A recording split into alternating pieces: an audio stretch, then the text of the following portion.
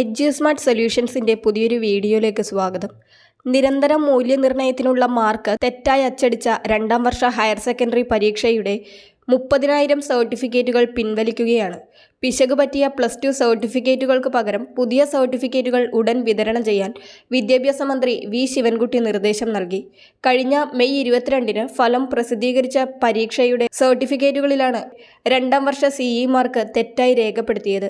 Part 3 optional വിഷയങ്ങളിലെ രണ്ടാമത്തെ പേപ്പറിന്റെ CE മാർക്കിലാണ് തെറ്റ് വന്നത്. കേരളത്തിന് പുറത്തുള്ള പ്രസിൽ അച്ചടിക്കായി നൽകിയ മാർക്ക് ലിസ്റ്റിൽ രണ്ടാമത്തെ ഓപ്ഷണൽ പേപ്പറിന്റെ ഒന്നാം വർഷ പരീക്ഷയിലെ CE മാർക്ക് അതേപടി രണ്ടാം വർഷത്തിലും ആവർത്തിച്ചിരിക്കുകയാണ്.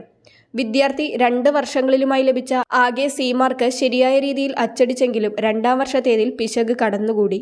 പ്രസ്സിലെ സോഫ്റ്റ്വെയർ പ്രശ്നം കാരണം ഒന്നാം വർഷത്തിന് ലഭിച്ച CE മാർക്ക് അതേപടി രണ്ടാം വർഷത്തിന്റെ കോളത്തിലേക്കും കയറിയതാണ് പ്രശ്നമായതെന്നാണ് പരീക്ഷാ വിഭാഗം നൽകുന്ന വിശദീകരണം.